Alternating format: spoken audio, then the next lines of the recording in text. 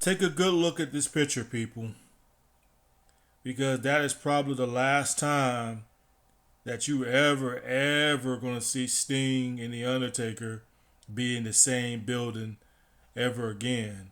Even though this was supposed to be a dream match that everybody's been wanting to see for a very long time. Now, Sting and the Undertaker had went against each other in WCW. You know, when Sting was called himself as Mark something, Mark Calloway, whatever his name is, back in WCW. Look that up though. But they did have a match back in WCW though. But everybody wants to say, oh, we don't care about that back in WCW when Sting went up against the Undertaker though. First of all, this match right here was supposed to happen at WrestleMania 31. You know, a lot of people was when Sting finally made his move, because you really gotta blame this shit on Sting. I blame this on Sting though, because Sting had plenty of opportunity to come to WWE when he can still go. But what did Sting do? Sting sat there and just stayed in TNA. Wasted his whole time in TNA. Like everybody kept wondering, like, damn Sting, like, when is you gonna finally make that move and go to WWE? Like, dude, you're not getting any younger, you know. So Sting just sat there and just spent most of his career in TNA. Every time his TNA contract expires, he re-signed with TNA like an idiot. And I'm like, why would you re-sign with TNA, dude? You done did everything you did in TNA, so why are you still remaining in TNA? And I always used to think that Sting was afraid to go to WWE, man. Because, you know, all them TNA fans out there saying, oh, Sting would never go to WWE because he's afraid he's going to get buried. Because we seen the interview when Sting said that he didn't trust how he would be used because how The Rock buried Booker T. And that right there made him aware that I'm not going to go to WWE because they're going to bury me and this and that. So Sting said that he didn't trust how he would be used. And, you know, Booker T didn't like that remark on what Sting said. And I totally agree with Booker T. You know, Booker T was pretty upset when Sting made those remarks. And like Booker T said, I 100% agree with Booker T. Why in the hell would you wait until you're in your 50s? Because just like Booker T said, when he went to WWE, he was still like in his prime. He could still go. But I didn't sit there and wait till I'm 50 something years old and then finally realize that. Like, why would you wait until you get in your 50s and then decide to go? It just didn't make sense. Even though Sting didn't look like he was in his 50s because he had the face paint. But, you know, a lot of people are so disappointed this match didn't happen. It almost happened back in 2000. I think it was 2020. I think it was 2000. I don't know, but Sting almost made that move. I forgot. I can't think of it though. But there was a time that Sting almost made that move to went to WWE, but he turned it down and re-signed with TNA like an idiot. So y'all want to be upset on why this dream match didn't happen? You gotta blame that on Sting. And yes, you have to kind of blame that on WWE as well, because WWE had Sting. They had him when he was still able to go. They had him right there, and they could have made that match happen at WrestleMania 31, but they ignored it. They fucking ignored it though. Even when Sting lost to Triple H and he came out the next night on Raw, you heard the fans chanting Undertaker. Fans out there was chanting Undertaker, Undertaker. You know what I'm saying?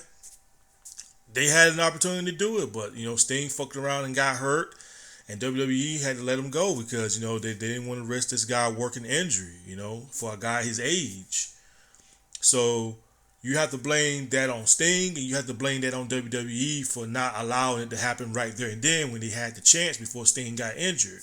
So yeah, I'm blaming this on Sting and I'm blaming this on WWE, but mostly the blame is on Sting because Sting sat there and spent most of his time in TNA. You know what I'm saying? for what I don't know, I still don't figure out to this day. I mean, yeah, they was paying him good money, but at the same time, dude, like, damn, go to WWE already. What the fuck do you got to prove by staying in TNA all those damn years? TNA was never gonna grow, and look what TNA's in today. Spent most of your career there. I don't know, man. I don't know. But Sting versus The Undertaker was definitely one of the matches that I kind of wanted to see, back in the day. But I never understood. There was nothing dark about Sting's character. There was nothing dark about it, though. At least The Undertaker, it was something dark about his character, but there was nothing dark about Sting's character. Nothing dark about it whatsoever, though.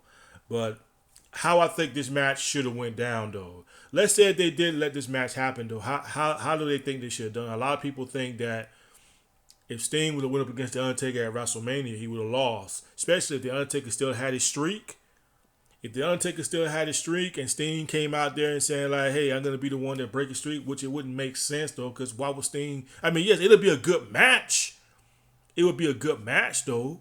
You know what I'm saying? It probably would have ended up being a good match if Sting would have came to WWE a little bit earlier, right around the time when the streak was very hot. Yes, it probably would have been a very good match, but seeing Sting breaking The Undertaker's undefeated streak, I don't see that happening. I just don't. I don't see that happening whatsoever. Because what does Sting got to gain from breaking The Undertaker's streak? What's he going to gain from that? Nothing. And far as storyline goes, it could come to a point where, like I said, Undertaker probably comes out on Raw, probably talking on the mic, or probably getting ready to retire, and then Sting comes out and be like, hey, you think you're going to retire? No, you got to go through me before you retire. So let's have one last match. Or Vince McMahon comes out there on Raw one day and tell The Undertaker that he's got a surprise opponent for him at WrestleMania, like how he did Seth Rollins. They could have did it that way. You know what I'm saying? But I don't see what the beef would be all about between Sting and The Undertaker. Like, how would they... I don't know, though. I don't know how they would have done this in storyline wise, though, unless they team Sting and The Undertaker up. They team them up in tag teams, and Sting fucks around, or The Undertaker fucks around and accidentally cost Sting the match in the tag team. You know how it is when you team up with people in a tag team, and Sting probably came out there with the baseball bat and he wanted to swing at the opponent, but he fucked around and accidentally hit The Undertaker. And then that's when Sting and The Undertaker got problems. You know what I'm saying? So they could do it that way, though. You know what I'm saying? But Sting said that Sting said that's one of the reasons why he came back to WWE. I mean, not back, but that's one of the reasons why he came to WWE, because he was hoping that they was going to do that, though.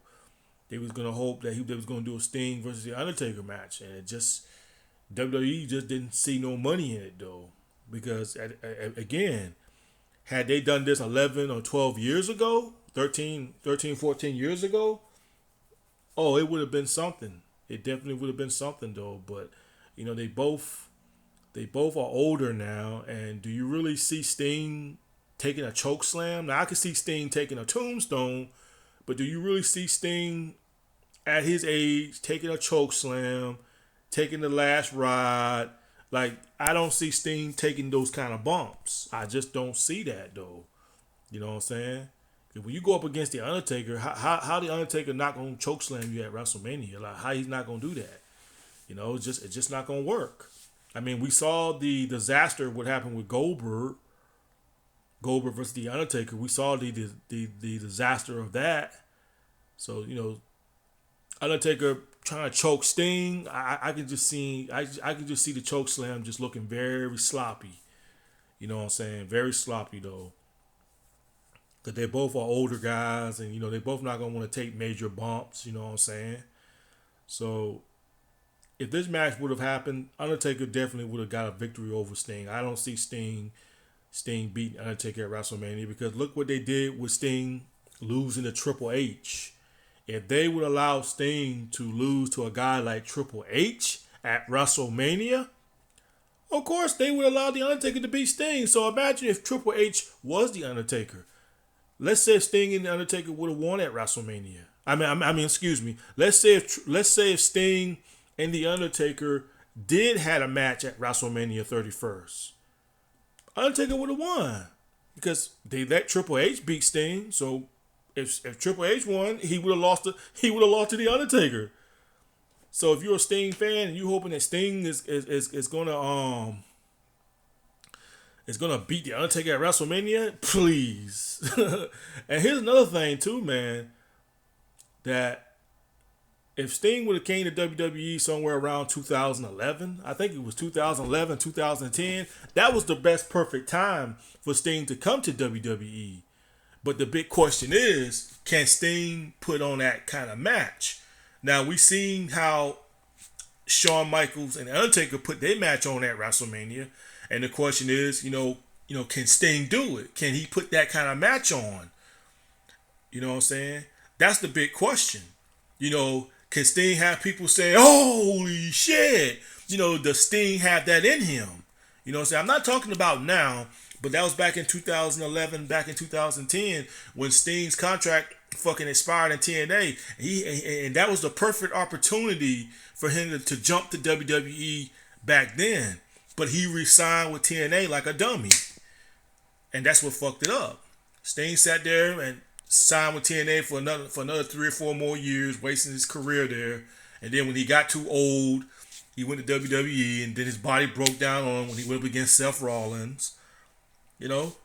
Disappointment, man. So yeah, if y'all want to be disappointed at Sting for making the wrong choices. You know what I'm saying? I'm surprised Sting doesn't get fucking booed. I'm surprised fans don't turn on him. I mean, fans, they turned on Goldberg. I'm surprised they ain't turned on Sting. Turned on his ass. They should turn on him and boo him for making that kind for ripping us wrestling fans off. You ripped us off, Sting. If you really cared about wrestling and care about the fans, you would have gave us what we wanted 10 or 12 years ago. But instead, you didn't give us what we wanted. You decided to say, well, I don't care what you guys want. You know what? I'll wait till I'm 50 years old and then I'll go to WWE and see where they let me wrestle Taker or not. And they didn't, because you gotten older now. So that was out the question. But yeah, people, I wanted this match to happen too. I really did. And WWE, they fucking blew it, so they're also to blame too. But I'm putting most of the blame on Sting for making dumb choices by remaining in TNA and waiting till he got 50 years old and then decided to go to WWE. So Sting ripped us off, not The Undertaker. And when they interviewed The Undertaker had like he didn't really want to do the match anyway, if you go back and watch the interview. Anyway, peace.